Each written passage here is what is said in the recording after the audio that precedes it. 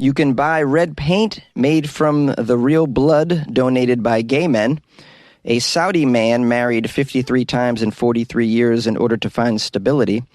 And the Beyond Meat company's executive was arrested for biting a man's nose nearly off. These are the weird stories for Thursday on Weird AF News, the only daily weird news podcast hosted by a comedian inside a closet. I'm Jonesy. I'm the host. Thanks for joining me today. I have 3 weird news segments from all around the world. Let's get right into it. You can now buy red paint made from the blood of real gay men.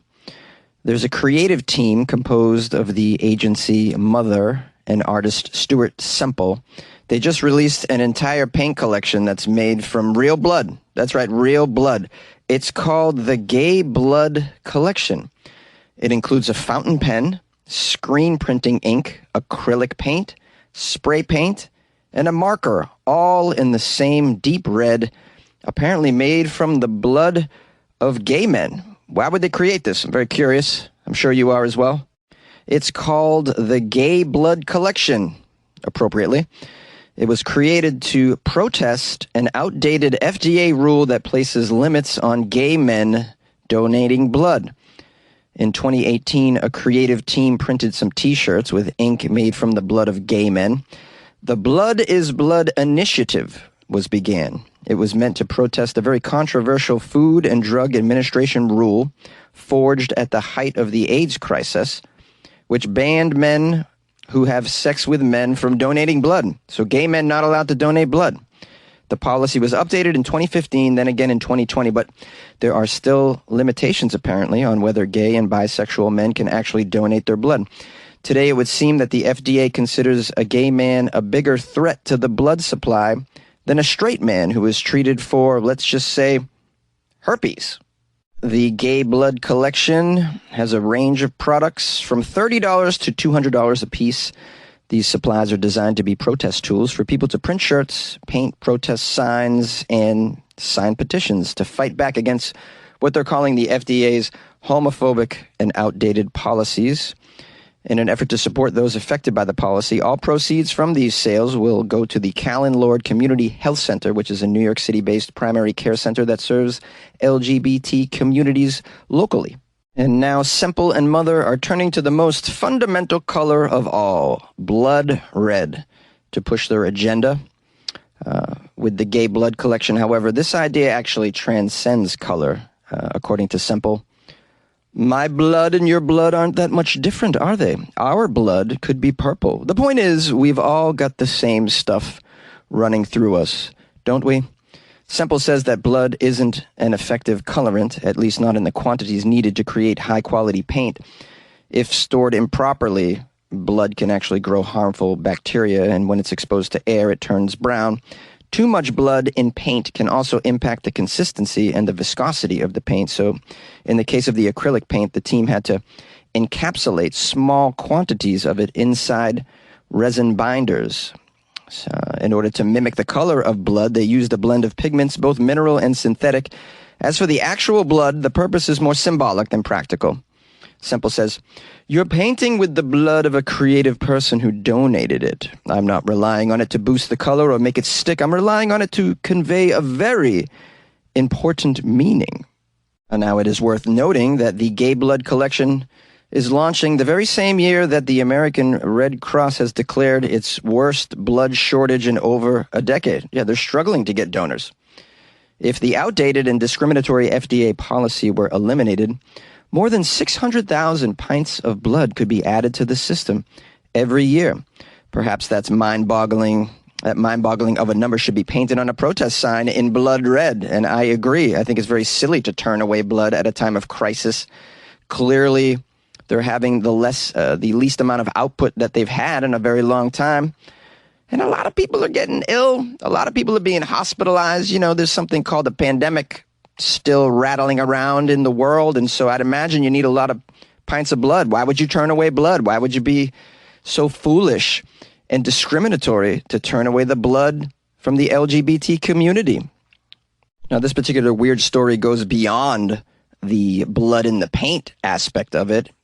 It's sort of indicative of just very outdated points of view that we still have in the culture, where there's a fear around the LGBT community.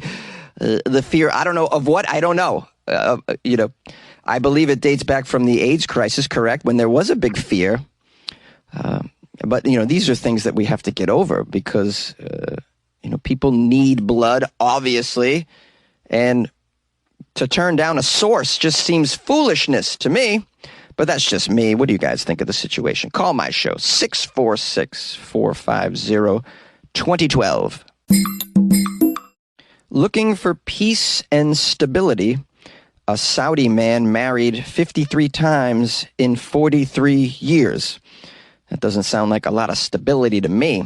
Marrying this many times just brings on more instability, I'd imagine. But then again, what do I know about Saudi relationships? Let's learn a little bit here. The article says, with the aim to find some stability in his life, a Saudi man married 53 times in 43 years. He mentioned his decision was not for seeking any personal pleasure, but in the hopes of looking for peace and stability. Seems like a very strange way to find some peace in your life. This is way too many partners, man. This guy's name is Abu Abdullah. He's 63 years old.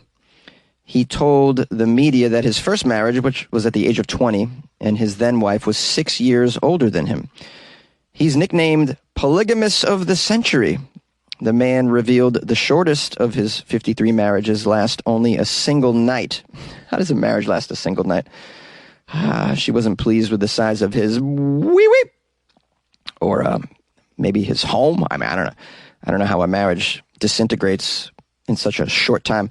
Although if it's one of these arranged marriages, you show up and you're like, hey, I didn't sign up for this. Here's a quote from this Saudi guy, the polygamist of the century. When I first married, I did not plan to marry more than one woman because I was feeling comfortable and I had some children. But after a while, there were some problems, and I decided to marry again when I was 23 years old, and I informed my wife of my decision as well. It says here, this decision did not resolve his search for a woman, making him happy. According to the media, he stated that as problems began between his two wives, he decided to marry a third and a fourth, and eventually divorced his first two wives. How many wives can you have? I still haven't been able to wrap my head around this. I don't think there's a limit over there. You could probably have a couple hundred, but that's a couple hundred problems. Jay-Z said more money, more problems. Did he say that? Or was it P. Diddy? I think P. Diddy said more money, more problems. What they all could say instead of that is more wives, more problems. I think that's a lot of, more husbands, more problems. More partners, more problems, in my opinion. I don't know how you balance even two. How do you do that? This guy claimed to have treated all his wives fairly and admitted that even though most of his wives were Saudi women, he married some foreign women as well. To protect himself from vices when he stayed overseas during his business trips for 3 to 4 months, he married in foreign lands. This guy's just... someone goes on a business trip and just gets married a couple times. You have to have some tolerant women at home to put up with all of that. How was your trip, honey? Oh, it was great. We closed a deal for the business, and I also closed several marriages as well, you'll be happy to hear. Here's another quote from this guy, the polygamist of the century. Every man in the world wishes to have one woman and remain with her forever. I know this. Stability is not to be found with a young woman, but with an old one. This guy's all over the place. So he's just, his first wife was older than him. I assume the others were as well. But as he gets older, the difficulty in finding older women, I'd imagine. He's 63. He's trying to marry some 95-year-olds. I'd imagine there's not too many out there. Too many 95-year-olds that are single anyways. Is there a dating app for this? Older Saudi women swiping. That's a terrible joke. I'm just trying to roll with it here. Despite his track record, Abdullah, the polygamist of the century, is now married to only one woman and has no plans of remarrying. That's a lot of divorces, dude. Wow. Does this guy have any of his money left? I don't know how it works over there, but if you were to do this in the U.S., you would lose all your money in the marriages.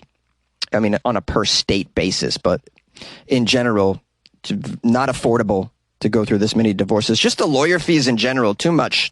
This guy's probably one of those oil princes or whatever. These guys have so much money, they don't know what to do with it. They can afford to divorce 50 times, I'd imagine. I mean, regardless if you can afford it or not, I question these choices. The search for stability isn't hopping from one marriage to the other, in my opinion.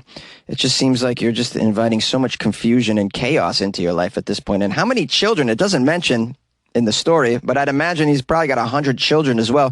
This has got to be confusing as hell, because these children, they have a new stepmother every other month, it seems like. This is just a strange way to go about it. This is kind of like a speed dating taken to a very serious level. I don't recommend. You like podcasts? You're listening to my podcast. Maybe you thought to yourself, I'd like to make a podcast. Too difficult. No, not with Anchor. Anchor has free creation tools that allow you to record and edit your podcast from your phone or your computer. Anchor distributes your podcast to Apple, Spotify, Stitcher, and more. They have advertising integration, so you can even make a little money off your podcast. Everything you need to make a podcast in one place. Download the free Anchor app or go to anchor.fm to get started. And good luck with your podcast. Good luck with your creation. Good luck with your life, man. The Beyond Meat Company's executive was arrested for biting a man's nose. This took place in Arkansas. A food company executive for Beyond Meat, which is an anti-meat company. It's a non-meat, although it has meat in the title. Very confusing. This guy was arrested on a pair of charges after he bit a man's nose in a parking garage in Fayetteville. His name is Doug Ramsey. He's 53 years old. He's the COO of Beyond Meat, and he was arrested on charges of terroristic threatening and third-degree battery. According to the report, the incident happened at a parking garage near Razorback Stadium following Arkansas's victory over Missouri State. At 10 p.m., a police officer was dispatched for a disturbance in the parking garage. 2 males with bloody faces were found at the scene. The police officer spoke with both parties and a witness and determined that Mr. Ramsey was allegedly in the traffic lane of the structure, attempting to leave when a Subaru got in front of his Bronco. Ramsey got out of the vehicle and allegedly punched through the back windshield of the Subaru. That's pretty wild behavior from someone who is, I imagine, a vegan. Vegans don't really act like this, do they? They're usually pretty docile. I think a lack of meat in your diet will calm down some of your aggression. I'm saying that from personal experience. I tried to go vegetarian for a little while, and I lost all my strength. I couldn't throw a punch if I tried. So this is pretty surprising behavior. But perhaps this guy is a meat eater. In general, he bit someone's nose off, practically. So yeah, maybe. Says the owner of the Subaru stated that this guy pulled him in close and started punching his body. My goodness. Ramsey then bit the owner's nose off. The owner of the car that he was displeased with bit the owner's nose, ripped the flesh on the tip of the nose, ripped it right off. This is horrible. The victim and the witness also reported hearing Ramsey threaten to kill the owner of the Subaru. Occupants of both vehicles had to get out and help the situation, and Ramsey was arrested and booked into the county jail. The company Beyond Meat was reached out for comment, but they did not have a response because they're not prepared for this kind of stuff. The PR person would never imagine that an executive would bite the flesh off a human being in a drunken argument in a parking deck, I'd imagine. It's very silly. And this story is just, not only is it weird, it's just filled with so much irony that an executive of Beyond Meat is biting off the meat of a person's face. I mean, I guess he'd gone long enough without meat and was like, you know what? I really need a steak. Oh, I'm dying for a burger. Just went to a football game. It's like, oh man, looking at those sausages and hot dogs and trying to control himself. Then eventually had enough booze. Someone pissed him off, and that nose just looked really tasty, really enticing. He's like, this might be the meat that I'm looking for.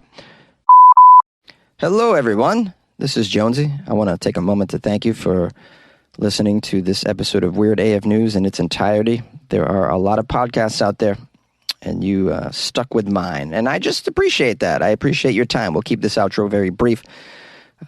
Tomorrow is Friday, so if you guys want to send me any Florida stories, in case you're new to the show, on Friday we only do weird news from the state of Florida.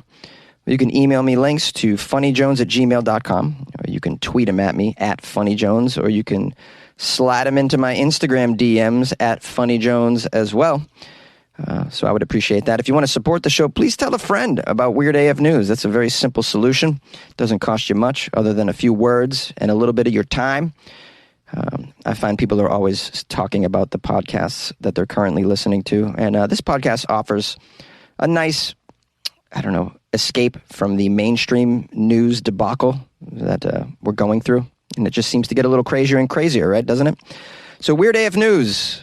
You learn something about the weird world, and maybe I insert a few laughs in there. Not always. We do our best. If you'd like to support the show with a few ducats, you can join the Patreon. It's patreon.com/weirdafnews, or go to the official website of Weird AF News, which is pretty simple. It's weirdafnews.com.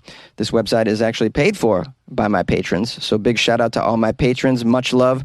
All right, I hope you have a lovely day, night, morning. I don't know when you're listening to this, but we'll see you tomorrow on Florida Friday. Don't miss it now. Don't miss it.